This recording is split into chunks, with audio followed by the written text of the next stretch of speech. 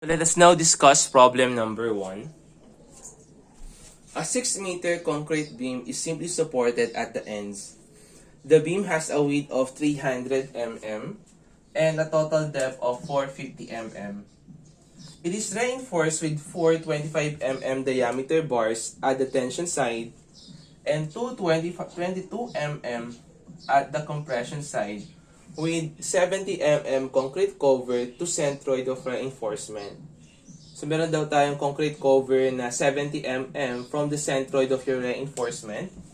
From the centroid ng compression steel bars natin to the outermost fiber that is 70.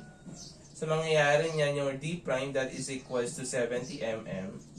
And from the centroid of your reinforcement hanggang dun sa outermost fiber that is 70. So 450 yung kabuang height minus 70.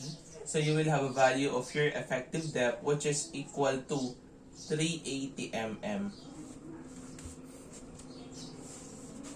If F prime C is equals to 30 megapascal, Fy is 415 megapascal, and you have a value of your raw max which is equal to 0.02316. Use NSCP 2015. Determine the stress block. Hahanapin natin yung stress block natin. The nominal flexural strength or the M sub N. And the factored uniform load including the weight of the beam. So, hahanapin natin yung value ng WU natin. So, for this problem, meron daw tayong simply supported beam having a length of 6 meter. So, first step natin lagi, we're going to check if real DRB ba yan or hindi. So, una-una sa lahat, kunin muna natin yung raw actual natin. So, that is equal to AS. So, meron tayong 4 na peraso na 25 mm diameter bars over yung B natin, which is equal to 300, multiplied by the effective depth na 380. So, you will have a value of your raw actual which is equal to 0.0172. So, here we're going to compare that to raw max. So, mangyayari niyan, this is less than to the value ng raw max natin. Therefore, singly reinforced beam tayo. So, meaning to say, yung mga bakal natin sa taas, ano lang sila, mga display lang. Next, for the next step, we're going to assume tension still yields. So, for this one, kapag singly reinforced, hindi pa tayo sure kung mag-yield ba yung bakal natin or hindi. If your tension still will yield, the value of your Fs that is equal to Fy. And of course, check natin later if mag-yield ba talaga yung bakal natin or hindi. So, assume tension still yields. Compression is equal to tension. Yung compression natin, that is 0.85. F prime C, AB is equals to AS. So, yung Fs natin magiging Fy na yan. So, substituting yung mga values natin, 0.85. Yung F prime C natin, that is 30. Yung A natin, yun yung hahanapin natin. And the value of your width, we have 300. Yung AS natin, meron tayong 4 na bakal na 25 mm yung diameter. And the value of your Fy, that is equal to 415. Shape solve, and you can now calculate for the value of your A, which is equal to 106.52 mm. So with this, para makuha natin yung C, kailangan natin yung value ng beta natin. And yung beta natin, since yung NSCP natin, yung provision natin is NSCP 2015, the limiting value will be 28 megapascal. Eh yung available natin na F prime C is 30 megapascal. So, in computing for your beta, gagamitin natin yung formula natin na to. So, yung ano natin is we have F prime C 30 minus yung limiting value natin na 28 megapascal over 7. So, you will have a value of your beta which is equal to 0.836.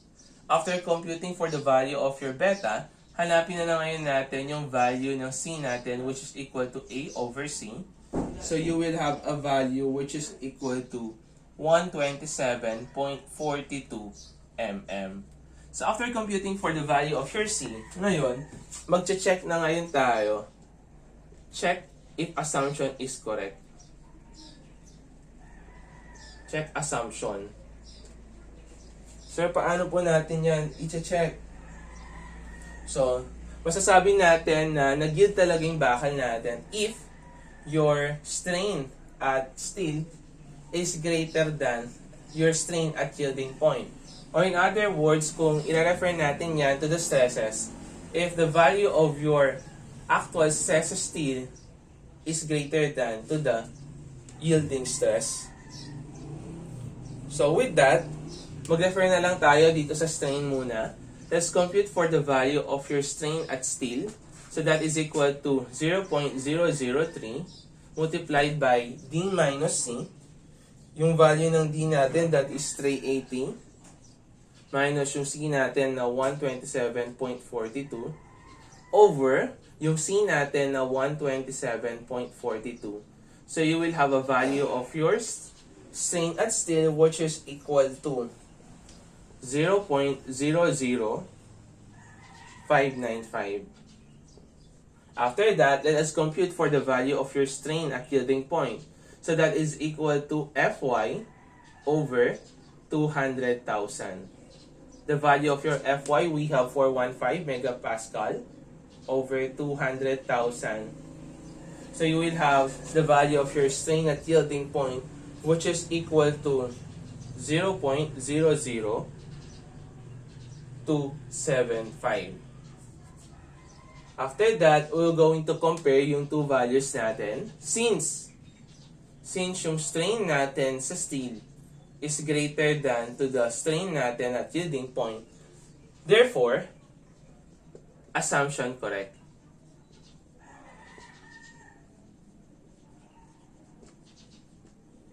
Tension still yields.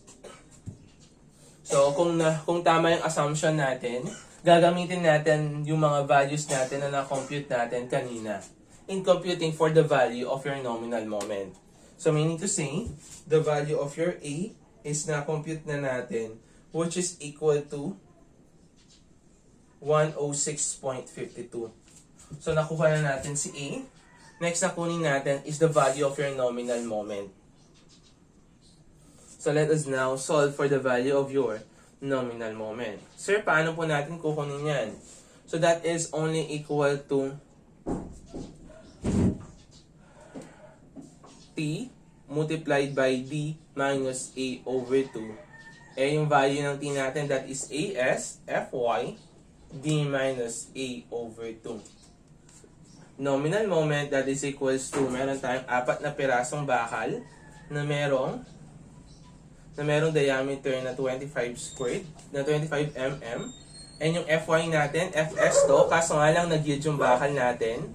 Kaya Fs is equals to Fy, so you will have 415 megapascal multiplied by the moment arm, which is equal to yung effective depth natin, we have 380 minus yung A natin na 106.52. So 106.52 over 2. So you will have a value of your nominal moment, which is equal to 266.24 kilonewton meter. And after that, nakuha na natin yung nominal moment natin. Hanapin na ngayon natin yung value ng factored uniform load natin. So for this one, kailangan muna natin malaman yung value ng MU natin. Okay. So MU, that is yung ultimate capacity natin, reduction factor multiplied by the nominal moment. So yung problema ngayon, what is the value of your reduction factor? So yung reduction factor natin, titingin lang tayo dito sa strain natin. So mapapansin natin dito sa strain natin is na greater than siya sa 0.005. So kung yung strain natin, yung value ng actual strain natin na greater than to 0.005, meaning to say, nasa transition control tayo, And the value of your reduction factor would be 0.90 multiplied by the nominal moment na 266.24 kilonewton. So you will have a value of your ultimate moment capacity na 239.62 kilonewton meter. So with that, ito yung capacity natin. So by principle, your MU capacity that must be greater than or equal to your MU maximum due to the loadings. So, sa pagkuha ng MU max natin, yung formula natin dyan, since meron tayong simply supported beam, that is only WU L squared over 8. So, yung ibig sabihin ng subscript natin na U, either nakafactor na yung loads natin, or, ayun, nakafactor na yung loads natin, naka-ultimate na sila. Meron na silang mga factored loads na yung kino-consider natin dito.